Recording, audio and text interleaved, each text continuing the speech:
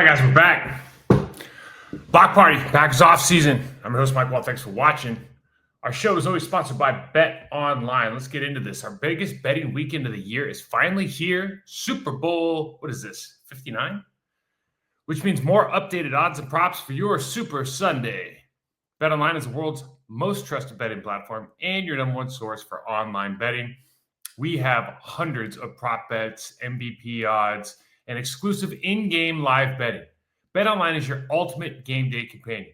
So whether you're a seasoned fan or a first-time bettor, BetOnline offers you everything and more to enhance your game day experience. Visit the website today and make the game day action count a little bit more. BetOnline, the game starts here. Packers fans, it's been a couple weeks. I wanted to kind of soak everything in.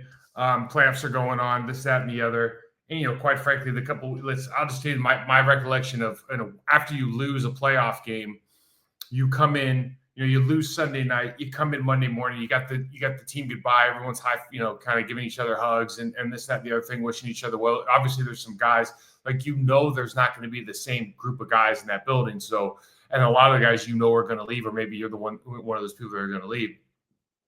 So you wish everybody well. And then, back in the day, it was, especially when you're in Wisconsin, it's, negative 20 degrees outside, and you're from Florida, you're from California, like I was. My wife and I would I'd drive back home in our Suburban. We would pack up the entire Suburban with all our stuff. We had 3 American Bulldogs at the time, Hercules, Attila, and Modena. We'd put down some pillows. We'd put them in the back. We'd fold all the seats down. We'd put all the stuff in, put them in the center. We'd get in the car. We'd leave the house about 6, 7 p.m. At night on Monday night. We'd drive through the night. We'd hit the Colorado Rockies, sometime wee early hours of the morning. That's usually when I'd switch off to my wife. I'd say, I think I'm tired now. I'd drive through the night. We'd hit the Rockies, go through Utah, go down to whether we were living in Vegas or we're going back home to California to see people. But it's like a mass dispersion. It's like, the cockroaches when the light turns on, like everybody leaves. And so, there's a lot of things going on. Obviously, the Super Bowl week with media day, there's guys talking to the media, and there's all the speculation comes up. Certainly, there's some of the offseason stuff like Myles Garrett we'll get to. But look, I think when you take stock of, where are the Green Bay Packers really at? The Super Bowl that we got is, I think, probably, at least on the AFC side, with everything that's happened with the Chiefs and, all this contentious ref calls, and which we can talk about a little bit. Is probably more expected than think about the Lions or the Eagles on the other side. But the Packers really aren't that far off. And I think the question is, once you go back and look at the tape, particularly that Eagles game, it's like, what do you really have to get better at if you want to just, all gas, no brakes, smash the gas pedal down, let's get to the Super Bowl in the next 2 years? What are those things that, we really have to look at? And I want to start because Josh Jacobs was in the comments yesterday because of something that he said, and I don't have the exact quote, but basically, if you go through the interview on what is that, Pro Football Talk with Florio and Sims's kid, he says you need a defensive end. We need a couple things. It likes the team, needs a couple things. First of all, nothing negative came out of this conversation.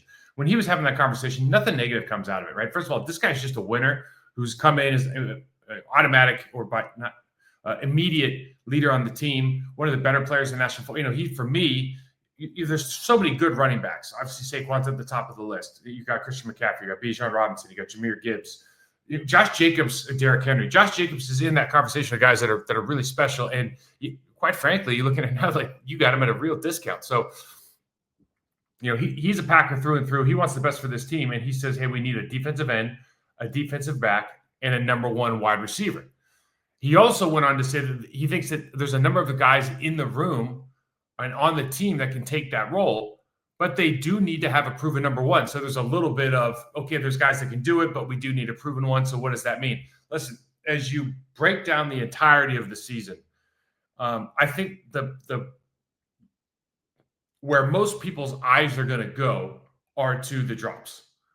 Or they could go to some of obviously when we see inconsistencies, it's a lack of production, but why is that happening? Is it because of the injuries like to Christian Watson? some of the stuff that went on with Romeo Dobbs earlier in the year? Is it the personalities in the room? Is it the fact that I believe they either switch coaches or just change kind of assigning of roles in that wide receiver room over the last 12 months, as I think Vrabel became a passing coordinator. So there's some, that you don't know what's going on that side of it. Here's the one thing that you'd say. This is one of the more talented rooms in the building, if not in the entire league. If you would have said at the beginning of last year, they didn't really take a step forward, and you have to kind of ask yourself why. Was it the complexity of the scheme? Is anything changed fundamentally that would prevent them from getting better? The things you can point at are attention to detail, which is a part of coaching. And maybe these just weren't the guys that you thought they were, which I quite frankly don't know if that's necessarily true. But there are so many times when you're watching tape and you go, okay, why are those routes that close to one another? Why is the quarterback having to double clutch the ball before he lets go? Why do we have some guys that are literally within 4 yards of each other running the same fade route? Okay, those things, when you start talking about landmarks, revolutions of before turns, coming in, all of these things that they're very capable of doing, they're not doing at the highest level. And the one thing I can point to and look at and say, I've seen this before, is never will a quarterback stand up and say, so-and-so is running the wrong route in the media. But I can't tell you how many conversations I've been in with multiple quarterbacks, and you're just sitting around playing poker, shooting the breeze, having a beer, or whatever, and they'll go, Jesus, so-and-so is, 50% of the time, the route's wrong. And we can't say anything about it, but it's so difficult to play with. And so while we don't know the numbers on this team, and nobody ever will, we can all speculate just by watching the tape and kind of, using some logic. I would imagine that the inability to deliver at the highest level has more to do with not being in the right place at the right time, which is just a function of discipline more than anything else. So I think when Josh Jacobs is talking about a number one, obviously you want the production. Look, you get Devontae Adams back, you take Devontae Adams. But you're also talking about the mindset of that person who we thought, whether it was going to be Jaden Reed or Romeo Dobbs, one of those people was going to step up and be the number one guy, and you just didn't get that. And you saw so many different faces at the lead over the course of the season that, whether it's by design or not, I think part of that's by design, but I think it is very difficult to establish yourself in that room. It's like I had Matt Michelson was my basketball coach 7th, 8th grade year, and then up until my senior year in high school. When we were at the varsity level, he was a great coach, but the one thing is he didn't want stars. So it's like if you hit 8 points in a row, you were going to the bench because he didn't want a guy that was going to average 20. He didn't want a star on his team. He wanted everybody to be the player. Now, I don't know if Matt LaFleur is thinking that way. I can't imagine that he is. But because he does such a great job of understanding and managing the various personalities and skill sets of the people on his team, possibly the downside of that is not forcing them to grow out of their comfort zone or somebody to take the helm, because we're always trying to fit, I'm always trying to fit the round peg into the round hole, instead of just saying, if you want to be the guy, you're going to have to be able to do all of these things at the highest level. So that's one thing I think in particular that Josh might be referencing. I think there's a lot that goes into those kind of comments. But listen, don't forget, he also said, which is obvious to everybody, you need a pass rusher and you need a defensive back, which means, because Jair being hurt, it kind of exposes your corner and it limits what you're able to do from a defensive scheme standpoint. Now, Josh is out there in Super Bowl and what does they call that? Media row or press row, and they're having these conversations. But there's another in the old Twitterverse. There's another question about Josh, and in particular, Josh is one of the best running backs in the National Football League. What's more amazing is if you go to the next gen stats or whatever, I don't know where they get this info, but he averaged 2.0 yards per carry before contact. And that puts him, I think, somewhere in the bottom third of the league. Now, to put that in perspective, Saquon Barkley, who is phenomenal and quite frankly has an offensive line that is one of the most, physically superior forces that you're going to see. I think they all average over, I think the average is over 330 pounds. He has 3.8 yards per carry before contact. Now, here's a stat that you don't want to hear. The Minnesota Vikings and Aaron Jones, who I don't think the Minnesota Vikings, I think they have some good players. I mean, Darrisaw's really, really good. But, you're not going to look at that line and go, oh, man for man, they're better than the Green Bay Packers. Tight end for tight end, they're better than the Green Bay Packers at blocking. Aaron Jones averages 2.4 yards per carry before contact. So why is that happening? What can we do to improve that? And then I guess maybe a larger question, who do you see being the starting five coming into next year, knowing that in particular Josh Myers is going to be a free agent? Now, if you'll bear with, I'm going to switch over to I put a video together on this, and I just used the Philadelphia Eagles tape from the last game.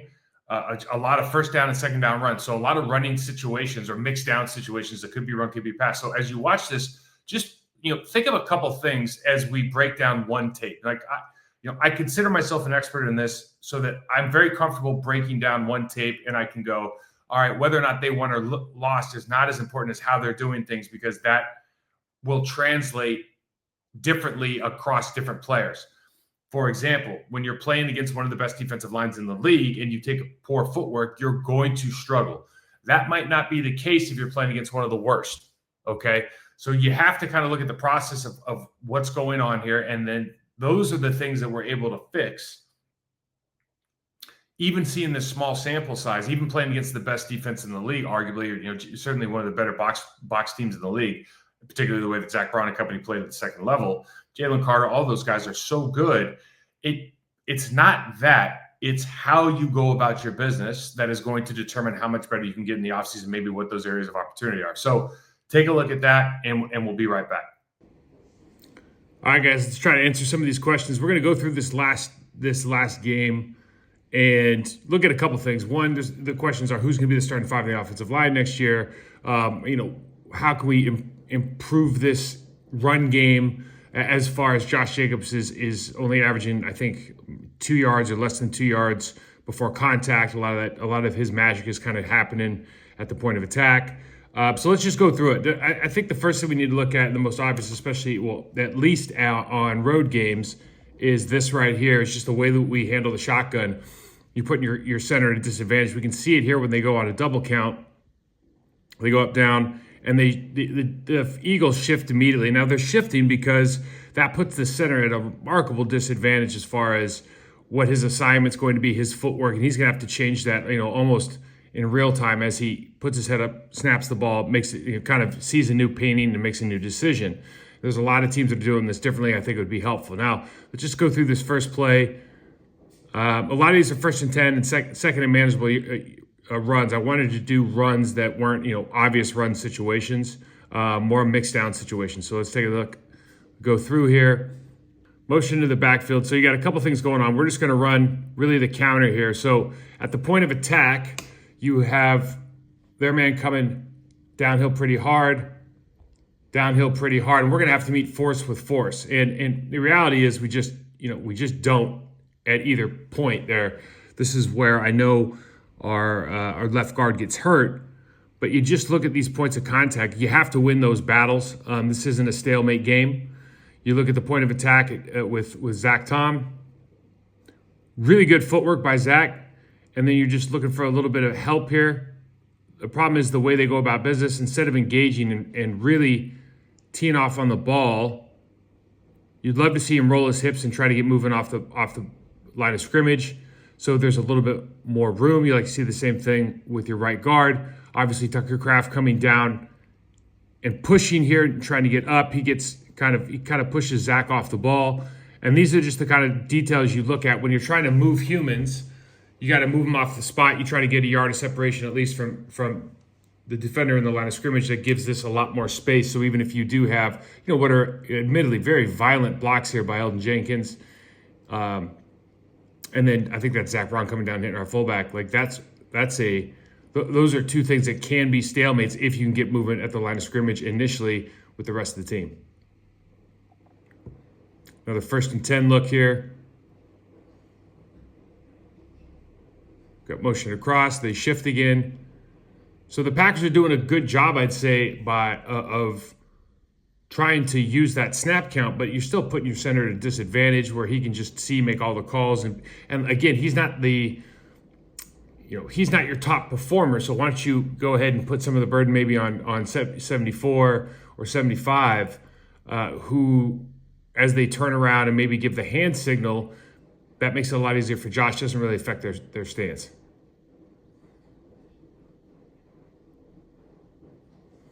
So we got the backside pull now. And why does this play work? Well, really because you've got a tight end who does a great job at the point of attack of getting movement. I mean, this is the whole name of the game. Tucker Kraft, can we talk about his pad level and maybe his outside hand? He does such a great job of getting movement that now this lane is just wide open. Now, there's a couple different reasons for why they are there. They really have a 5-man box here. They got the 2 other linebackers kind of outside, or their linebacker and their safety kind of outside off the line of scrimmage here. So this is the most advantageous situation you can have to run the football.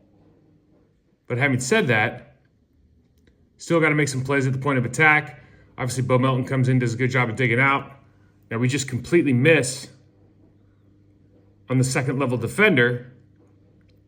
And this is the stuff we can really improve on. If you look at Rasheed Walker here, you have to understand with that 2 technique, you step down, you probably got to get vertical as fast as possible. You're going to have to fight back through that defensive end block.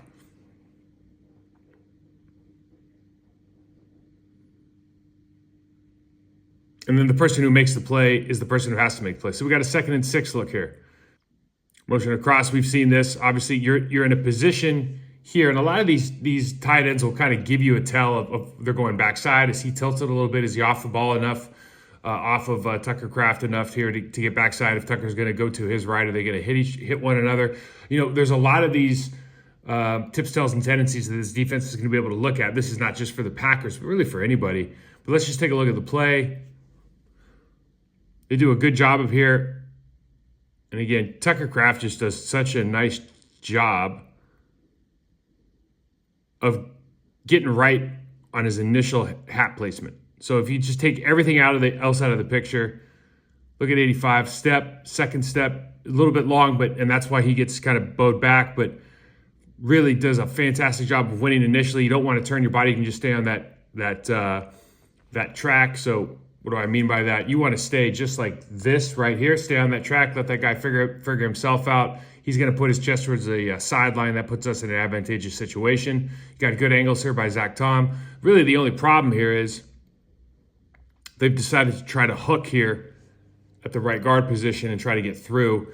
And, we saw Zach Frazier doing that to Roquan Swift, the Baltimore Ravens. Different type of athlete. I don't know if, Josh is pretty good in space here, but this is a tough ask when he's lost leverage. And you see Josh doesn't take a very good first step, and this has kind of always been, one of the things that he can continue to work on and improve.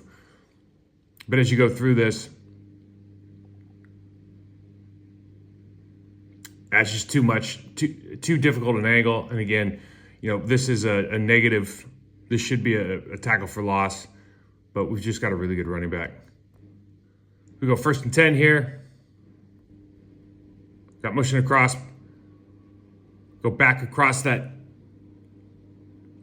center. What does that do? That shifts their defensive line. Anytime you take the tight end and put them across the center, if they're playing an over and they want to stay there, they got to shift. And they usually don't do it until you cross over the center. Those watching at home.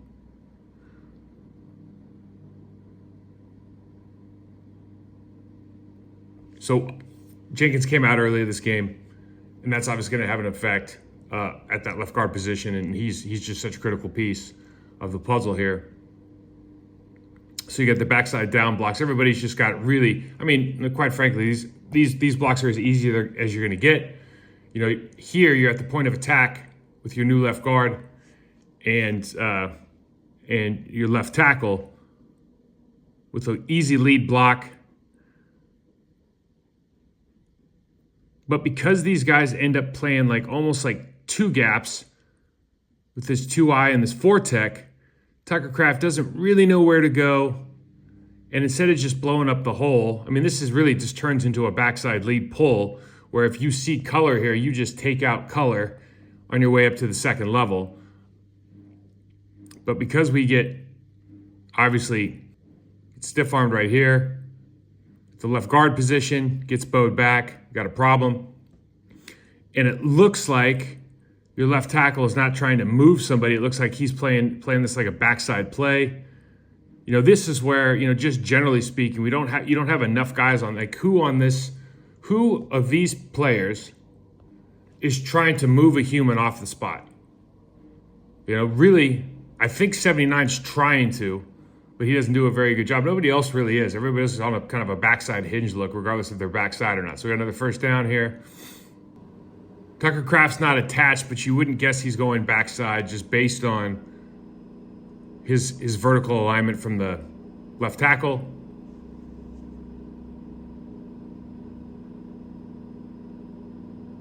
And this is the problem, if we talk about it again, with being with this gun with your head between your legs.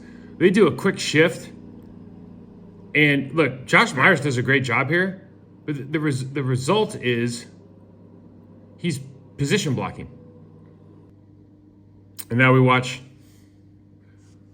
really 63. So ideally, they're running some sort of tray all the way to the backside, and they're going to crash with one of those wide receivers. The linebacker coming in forces Rasheed Walker to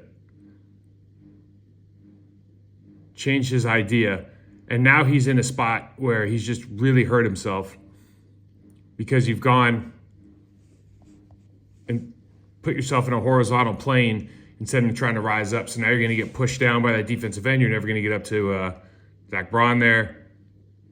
And, great run in the sense that you get, 4 or 5 yards plus. But realistically, could have been a lot more. So we go first down again. You got 12 personnel. These two tight ends, we've seen this before. It doesn't look like they're going backside. Certainly the tight end attached cannot. And you see the reduction here. They're really just playing a 3-4 with some 4 eyes, and that really puts the onus on the tackles to get some sort of movement here. So you see the great hip bend by Zach Tom. This is what always been kind of remarkable about his ability to roll his hips, given that athleticism. But sometimes you always wonder. I always wonder how a guy drops with that level of athleticism to the round that he did. Now we're position blocking again. If we look at this is a double team between these two, and we just end up really position blocking with Josh Myers. Again, I just think you see how many footsteps he has to take before he even gets engaged. And I think a lot of this, quite frankly, is just because of the way they snap the football. You see 79's trying to come off the ball, but his hands are so wide. Something we talked about before. And this is not designed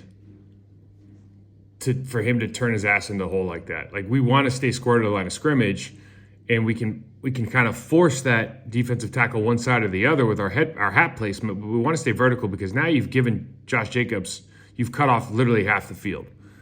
So you got to cut backside. Of course, with a team like this, they're happy to bring their secondary in, try to make plays at the line of scrimmage. Josh Jacobs makes another great run right there. Gets past contact, gets 4 or 5 yards, but you just kind of see the opportunities here. So 2nd and 6 could be either. So just start out at 63. His guy's off the screen, easy. So 79, you see the hands are wide, and just who's entering into competition or confrontation with a better leverage point.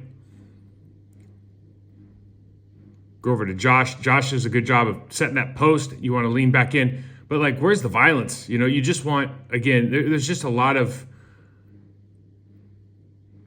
You're engaging and then moving instead of trying to win initially.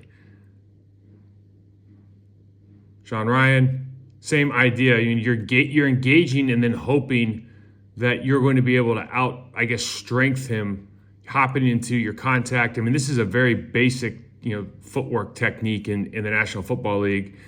And we've got step under yourself and then hop into it problem. Backside, this is a situation where Zach takes not really an inappropriate step. You're playing against a really good player. You probably just trust yourself, keep your hand planted on his chest and try to stay square. And then in this situation, the problem is Tucker Kraft's not even thinking about that 4-eye because they've just decided to go through and he go, oh, shoot, got caught, right? So it's a really good play by Carter, obviously. Josh still makes something happen out of it, but we can't get to that second level. And how are we thinking about trying to attack that? From a linebacker perspective, knowing that he just wants to cut off half the field, he's getting exactly what he wants, where Myers is going to be facing this way. All he has to do is compress him down, and he can release to the outside. Easy stuff. Pop, no problem. 2nd and 6. We got our pull. Violent pull by Sean Ryan here. Double pull here with Zach. Pick a man, pick a man, pick a man. So what do? We got the double team between the guard. We got the guard and the center back here. We got down, pull, through, good to go, right? Like, numbers are perfect. Everything on paper, this is an easy double team to the backside. You have plenty of time. Everything works, right? So what happens? Let's check out the double first. So huge step on the inside by your left guard. Puts him out of phase with the tackle. Now they're fighting each other. So really it's one single step screws up this entire play. Now they can't get to the second level.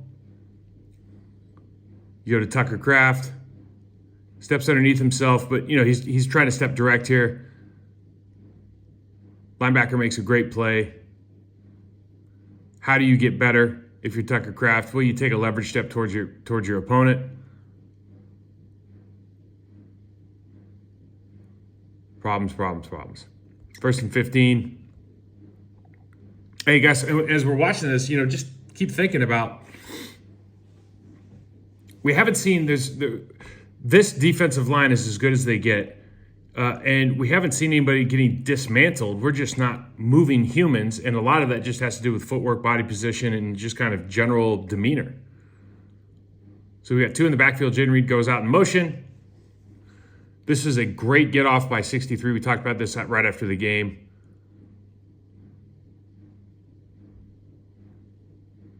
So let's start Zach Tom. Great footwork. Great hand placement. See the punch and extension. Awesome. Sean Ryan. It's just really another position block. They may or may not be teaching this stuff. Doesn't resonate with me. I think Josh is doing a really good job here. Good first step. Great leverage step.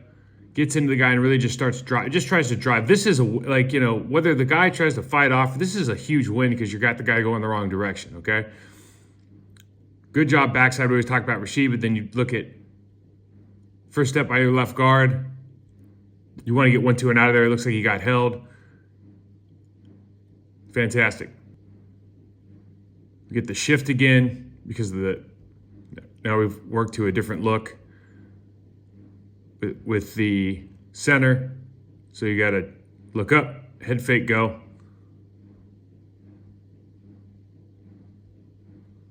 And just look at the number of steps. So look at the right side of the offensive line. You just look at the number of steps that were taken before contact. Okay? A lot of steps. So you end up catching with 50. He ends up putting his ass in the hole. And again, a lot of this is the way that football is these days. You're not trying to drive guys off, but demeanor-wise, it doesn't make a ton of sense to me to not try to move humans off the spot and always to be kind of in this. We call it ass in the hole, or we just call it position blocking. You look at Sean Ryan. Now you have the center coming with you. Anytime you're in a situation where you get a tee off on a guy and a guy has inside help, like you should be coming to tee off and really try to crack a hole in that guy's chest. And, we go 1, 2, 3, 4, and then we're just trying to push it. And it's not like the effort's not there, and eventually they get that movement, but it's not, it doesn't show confidence in the amount of violence you can inflict, given the fact you have inside help. Now let's go to the left guard, which we knew was going to be a really tough matchup as soon as Jenkins went out. First step, great step. Second step's in the ground. You're just tall and your hands are outside. So I think you end up getting a holding call here. But, that is effectively, what you want. That's what I said after the game when you kind of watch him playing. Like, he does a lot right. It's just his hands are really, really wrong. And good job backside, taking care of those two guys. You got a 1st and 10 look. Tight end attached, not going backside. So that, it kind of shuts down the split flow stuff. You have to think about all the different options you have here from an offensive standpoint. You got one linebacker on the back at the second level. You got one on the line of scrimmage. You have to account for both of them.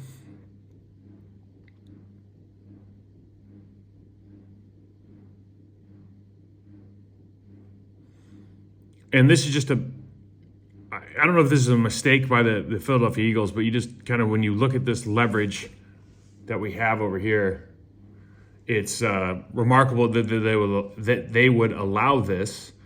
But Zach Tom, quite frankly, just does a fantastic job here of, I think that's the kid from Georgia, good job of just getting him by himself and wheeling.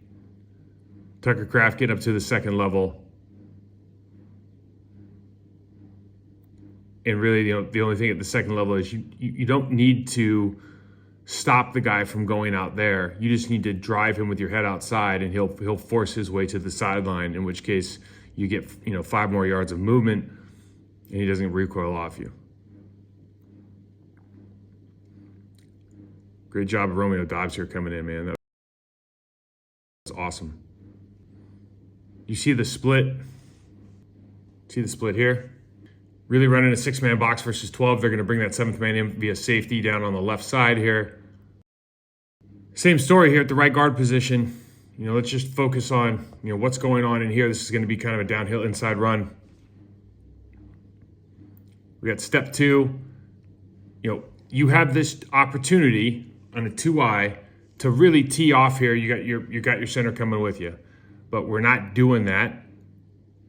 1, 2, kind of patty caking, and then gets pushed outside. Now he's position blocking, stabbed out. You look at the backside guard with the B. So you actually love what he does. He's just phenomenal job. You just love that.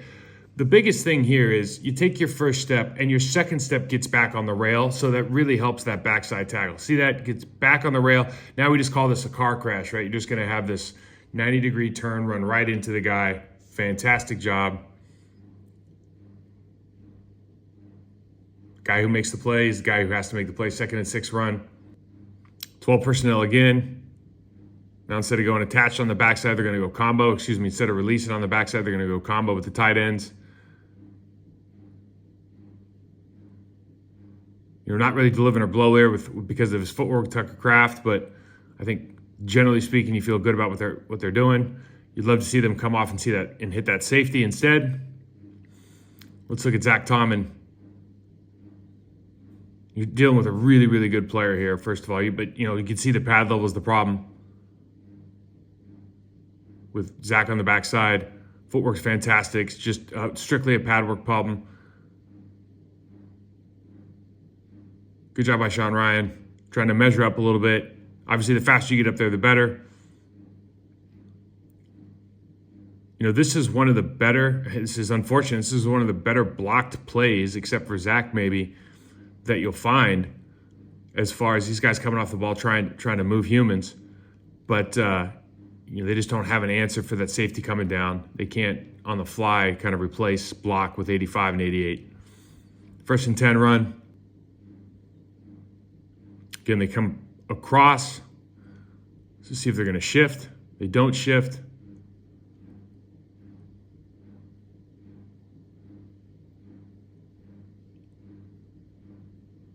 Just got to get your hands in tight against, the left guard.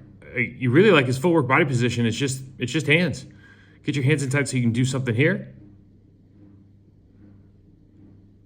Zach Tom, you love it.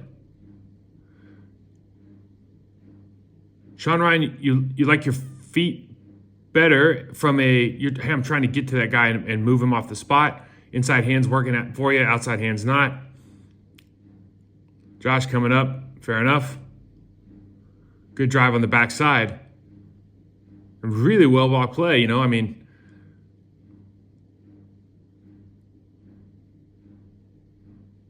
that left guard, I just think with both of those guys that we saw, there's something there.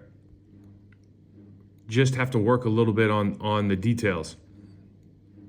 So we got it looks like there's gonna be some sort of X insert here with the wide receiver. You're still in 12.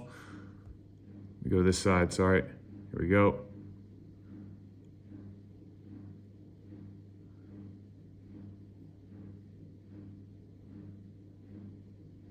So this is just a double look, and how they know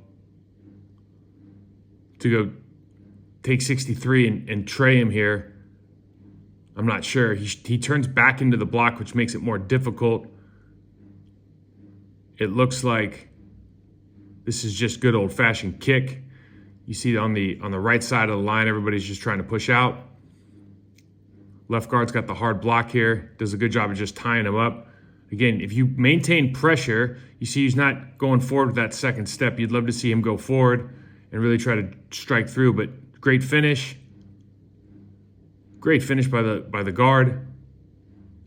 That's what you're looking for. I think the winning that initial battle is just something I think the entire team can work on. Two tight ends. It looks like one can go backside 88. The 85 is not going to. So we got the scoop up top. Walker's got to be, better first step, gain leverage. 1, 2, 3. Get your body turned. The idea, just the concept of going here and then trying to turn up with a guy that weighs over 300 pounds is always tough.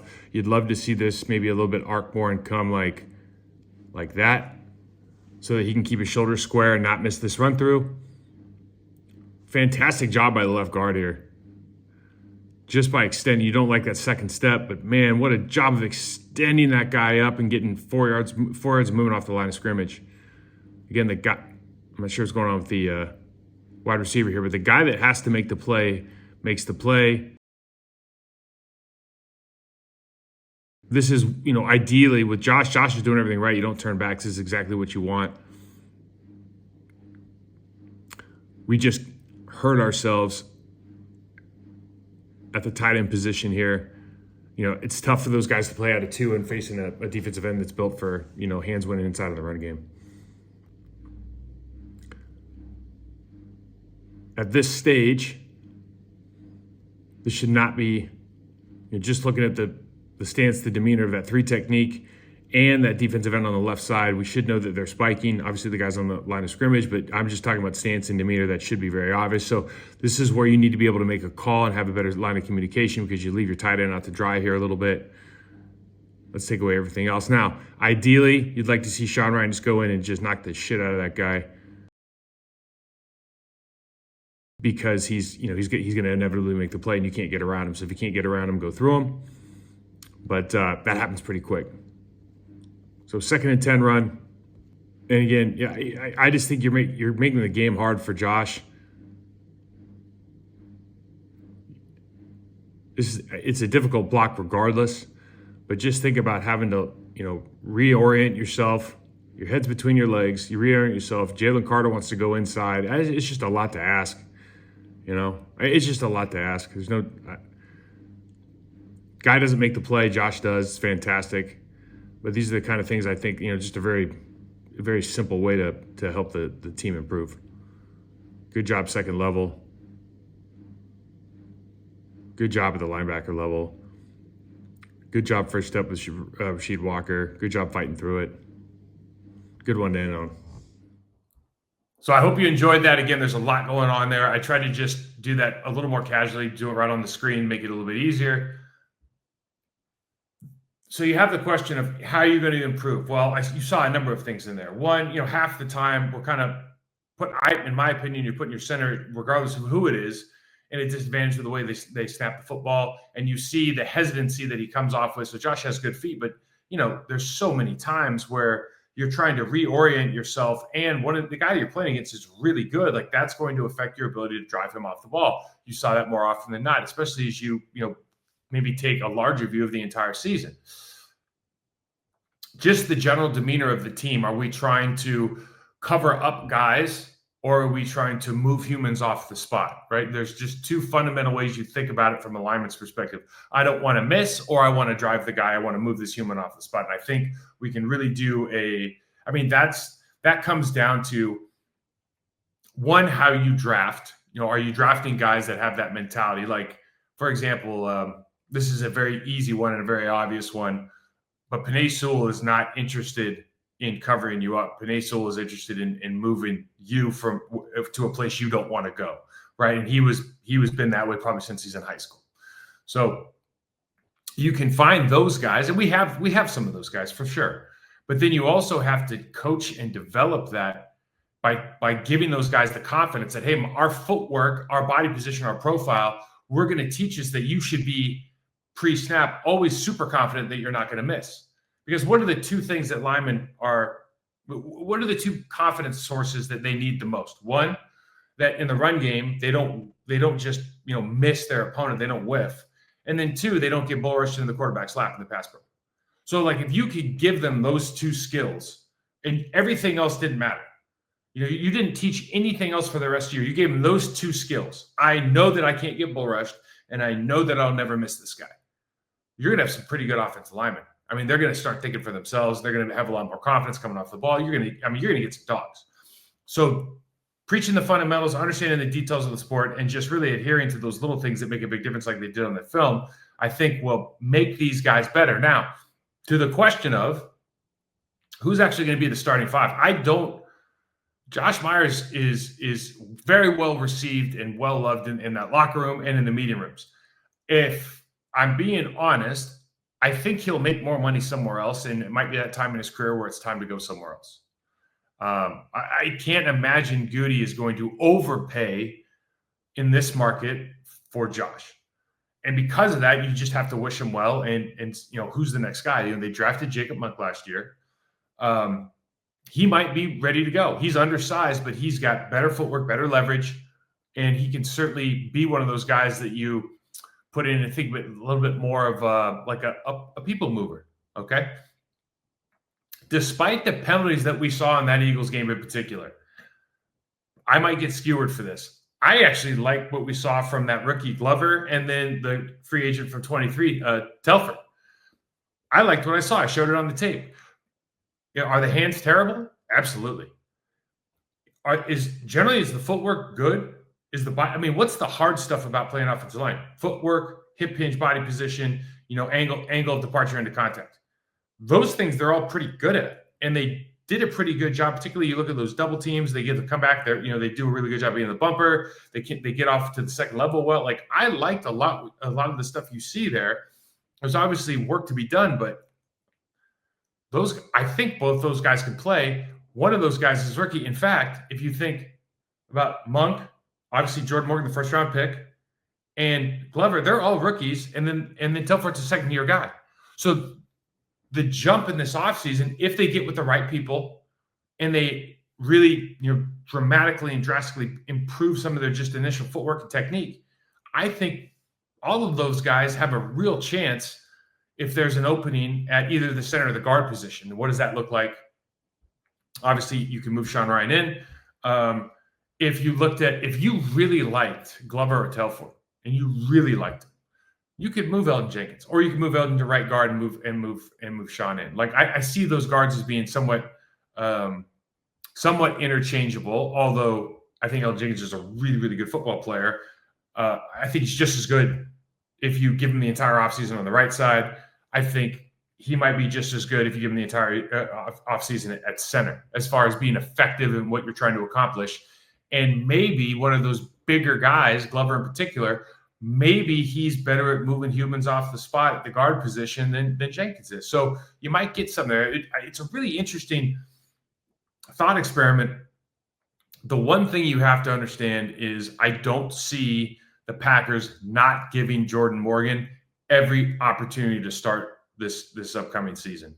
He's a first-round draft pick. If you look at, I did a small clip on this, but if you look at the draft picks since Jordan Love, who was, didn't start for 3 seasons and blah, blah, blah, blah, blah, but is turning out to be a good player, a lot to work on, but a very good player.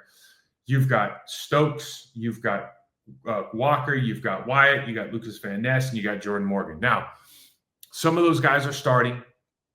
Some of those guys have been in and out of the lineup. Some of those guys are giving you production. I don't know that, just looking at first rounders, if any of those guys are people that you say these guys are going to be entrenched here for 8 years. Jordan Morgan, just by default of being the latest and also being a guy who could play, if he can play a guard position, you don't get rid of he could be here for 5, 6, 7, 8 years very, very easily. He could be a guy you just go, okay, I'm just going to give him that next contract, and then boom. I don't know you can say that about the rest of these guys. So, Ron Wolf said something in his book that always resonates with me. It's like something to the effect of, you never admit you make a mistake on a first-round pick. So you always give those guys as many chances as you can. So I think you got to throw that in, just be realistic about, whether it's at right guard or, what that's going to look like. But he's going to get his he's walking into a chance, I would imagine. Speaking of Myles Garrett, now, in fantasy land, every team would want to have what I think is arguably the best defensive player in football. I think I've thought for the last couple of years, he's by far the best all-around defensive end. Just holy hell, what can this guy do to destroy an offense?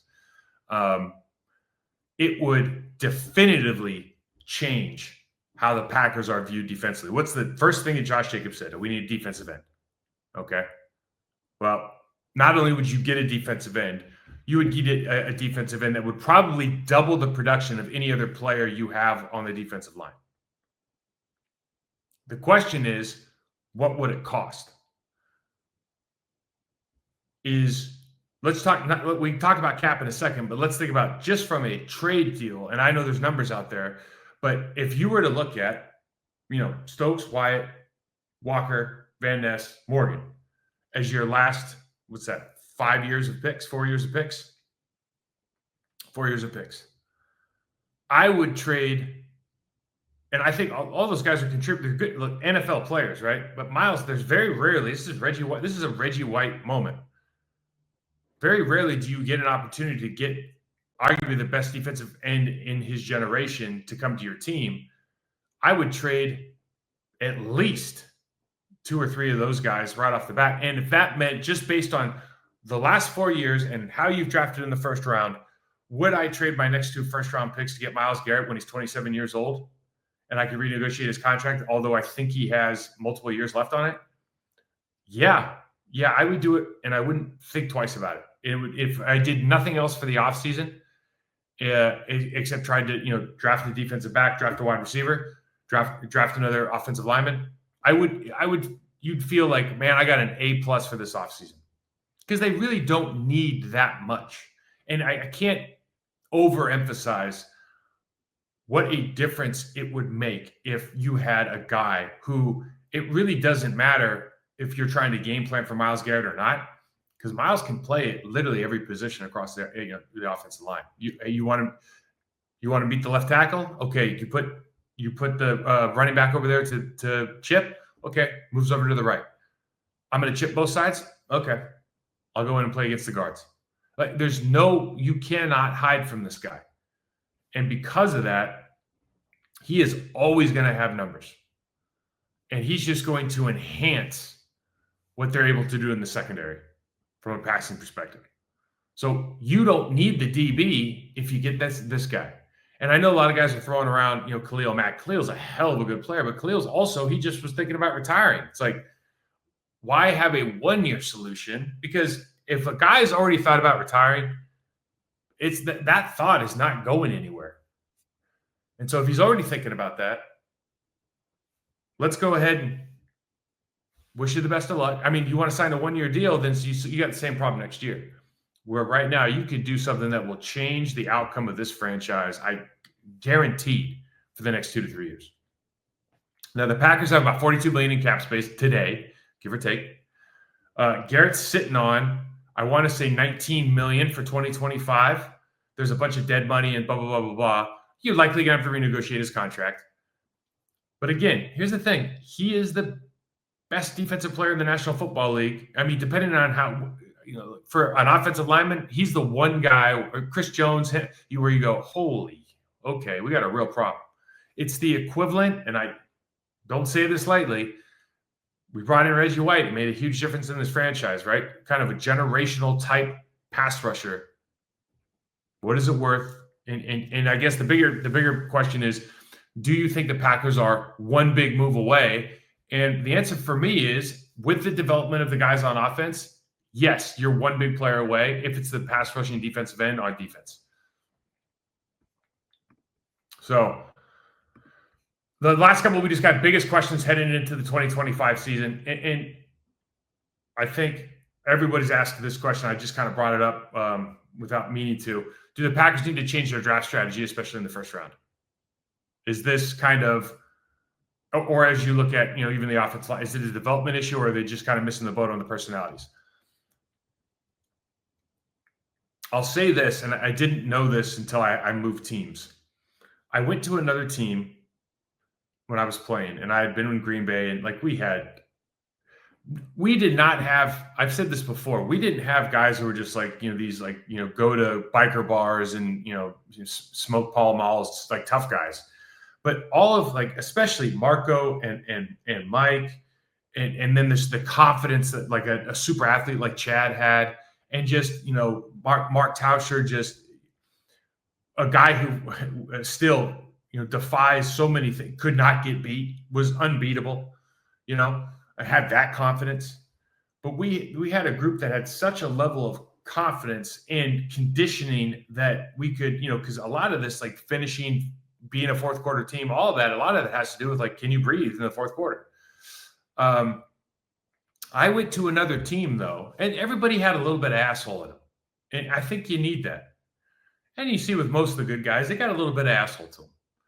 I went to another team that had some really just good dudes. They just drafted good people. And, it was difficult because sometimes you're drafting guys who are just really, really good humans, and they don't know how to be assholes on the field. And I don't, I've never been in the locker room with these guys. I have no idea. But I do know that it's a rarity where you see guys, and you saw it from the young guys, and maybe that's why I latched on and said I liked them even though they're getting some holding penalties. But you don't see a lot of guys trying to just bulldoze you into the pile, trying to finish you every time. You don't see guys trying to physically dominate the other person.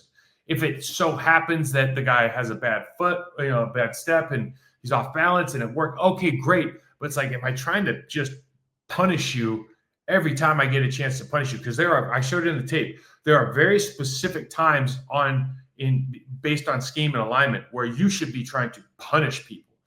And are you drafting people that want to punish? And are you drafting people that embrace the grind of learning the scheme, watching tape, all that stuff, and at every position?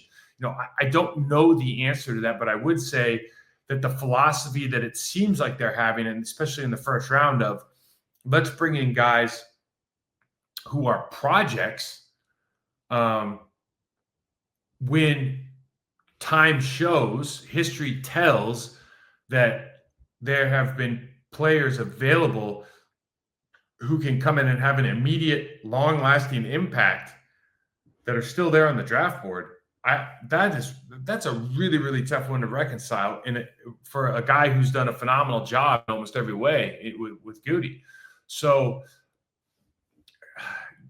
I think I would change my draft philosophy. I really have so much respect for the Detroit Lions and how they go about constructing their team.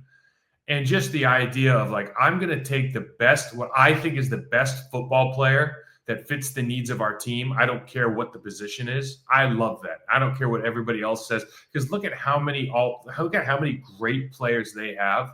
Pro Bowl, All Pro, all division guys that they've drafted first, second, third round. You're like safety, linebacker, running back. It's like nobody drafts those guys, tight end. Nobody drafts those guys as high as they did. They all got, kind of dumped on for it. And then they all turned out to be players. If you watch their tape in college, it was like, oh yeah, they're the best player on the field. Well, why isn't anybody drafting him? Oh, it's not how we do it. So it's tough. It's tough. The other question everybody has is, what are the biggest improvements going to come from if this is to be a championship team? If you just close your eyes and say, hey, 6 months from now, we just go into the lab. Everybody goes into their own lab, or we go collectively, and we come out. We're the best versions of ourselves. Where are you going to see those bumps? Where's going to be most obvious? And honestly, I think one of them is going to be quarterback. We talked about it even in the last game, but all of this season is kind of the footwork, a little bit of the decision making. We talked about it earlier. Might be part of that problem might be the wide receiver room, but everything starts with how you put power into the ground. And despite some of the throwing styles of my guy and Jordan's predecessor, you got to start with your foundational footwork. You got to start with just doing the basic stuff at the highest level, and then you have opportunities to make these real special plays. And sometimes it's like Pat Mahomes has kind of thrown everybody for a loop because he's so different, he's so talented, and that arm is just a little bit better than everybody else's. But the reality is, for the majority of humans on the planet, having this solid base footwork, core tight, being able to transfer power to your throwing motion, that's going to make you a better football player. And there's too many bad throws that you see where he's throwing off back foot, et cetera, et cetera. So, I think there's a lot of growth that's available there. Obviously we talk about the pass rush. You've got to, whatever is in Rashawn Gary, and I know he made the Pro Bowl, but to get more out of him from just, I'm going to consistently beat the person in front of me over and over and over again. I think losing Preston was a big deal, quite frankly. And then the demeanor of the offensive line. I mean, you look at, like we talked about it already, but you look at, kind of everywhere else, can you pick up a corner? Do you need an Alexander healthy, et cetera? Yeah, of course. But, you like what the linebacker room did. Now losing Campanelli, or I think that's his name, the linebacker coach, I think that's a huge deal. I would say that from a coach development standpoint, maybe that's the biggest question, because I think they made the biggest jump year 1 to year 2 in Hafley's defense, and now you're losing that guy. And I think he was a really, really special coach. I think he did some amazing things in that room. And so whoever comes in and fills that gap, you're really going to, because there's still question marks going into the offseason with who are they going to keep? Is McDuffie going to be there? Is Wilson going to be there? I mean, Quay's going to, I'm sure, be able to walk into that job with Cooper. What does that look like? Who's your third guy? Are you going to be situational again? Are you going to have to point Quay downhill, or are we going to get him to the point where he's more, he has the instincts of an Edgerrin Cooper? Or is that even possible? So many questions. But, the takeaway from the last game that I had was, can this team function and win against a really physical football team? And, as it was constructed and as they put on the field against, whether it's whether the Eagles, the Lions, etc., the answer was we need to tweak a couple things. And the cool thing about the offseason is, each individual can go to the lab and come back out and say, look what I've done. Look what I've worked on. Look at what I've added to my game. Look at the confidence that I have now. And that's the challenge. It's a lot of this is a roster construction. And that's exciting. I mean, it's fun to talk about as a fan, but I honestly, guys don't care, if their buddies coming to the team, or we get like a Myles Garrett, it's great, But the reality is, how good can I get? And what am I willing to do? And the hope is that the team, the organization, the general manager, personnel department are bringing in the kind of guys that are just desperate to show you how good they're getting. And so that's the hope. Thanks to BetOnline, our sponsor. Thanks to all you guys who are watching. Check me out at MikeWall68 on Twitter, Process to Perform on Instagram. Check out our YouTube channel. Subscribe, rate, and review to that if you're enjoying this. Yeah, big things ahead, guys. This will be fun.